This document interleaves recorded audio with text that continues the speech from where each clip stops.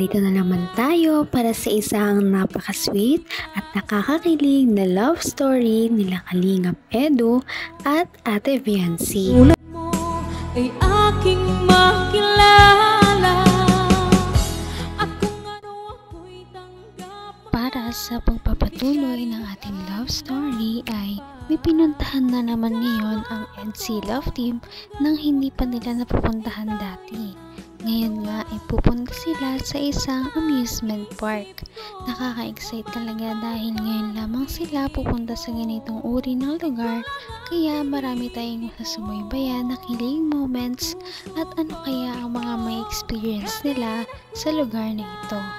Ngayon ay matutunghayan natin kung paano magsaya ang Kalingap Team kasama ang EDSI Love Team dahil sobrang nakaka-excite talaga ito. Kaya naman ito ang mga nangyari sa amusement park na kanilang pinuntahan. Alamin na natin kung ano ang mga nakaka-excite na kanilang pinuntahan dito. Ang nice ko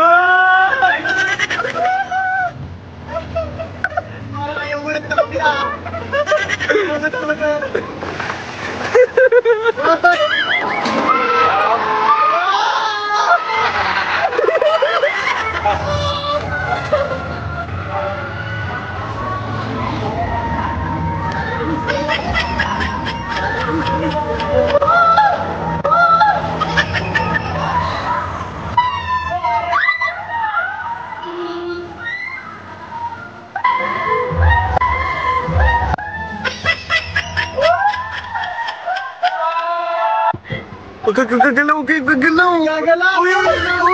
Uy, huwag kang gagalaw! Pangalan ka mo.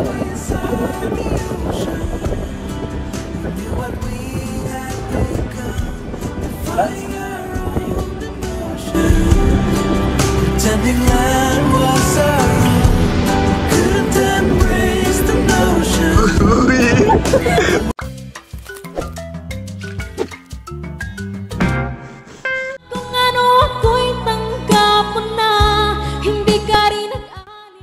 Ngayon lamang natin nakita ang EDSI Love Team na sumakay sa isang ride na ganito, kaya naman nakakatuwa dahil parang mas nagiging close na sila sa isa't isa dahil sa outing na ito.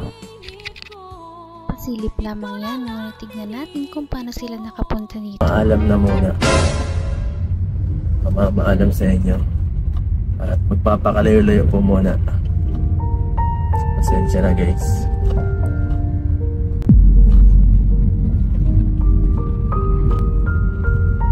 Joke lang po. Maano po ako mga kalingap. Pupunta po ako sa Manila at may kikitain po akong isang sponsor. Nagpaalam po ako kay Kalingap Rab. Sabi ko po pwede mag-face na ilang araw. Pumayag naman po siya. Thank you kay Pinsan. At ngayon po ay ito, date na. Paalis na kami ngayon. Susunduin ko na po ngayon sila, yung mga kasamahan ko. So papunta ngayon ako kay J. Brad. At susunod po ay sila, mga kasama ko, yung mga alalay ko. So si Dr. Love. Tapos may isa po pong special na kasama natin. Sino kaya yan? Ay nakisama pa. Pambihira. Grabe, sigurado po magiging masaya to, no? Magiging masaya to ang pagsasamang to. Itong bakasyon, itong maliit na na paglabas, itong pagbakasyon natin kasi na-miss ko rin po kasi yung lugar ko dati, gusto kong bisitahin. So sabi ko sa mga kasama ko, punta muna kami. Naman ang bawat panaginip ko, ikaw lang ang tinig. Napakasweet talaga ni Kalingap Edu dahil kahit anong gala man yan, kahit saan sila pumunta, talagang kahit malayo ang bahay ni Ate Viancy ay sinusundo niya talaga ito at inihatid. Kahit na mapagod siya ay wala talagang problema ito basta para kay Ate Viancy. Para ma-enjoy naman nila yung ano at makita nila yung dati kung ano pinagtrabaho ng ano. So, tara. Or even worse, would you look at me with pity in your eyes, saying I'm great, and that you would like to be my friend? Yeah, mga vlogger idol. Tara na, may special mission tayo.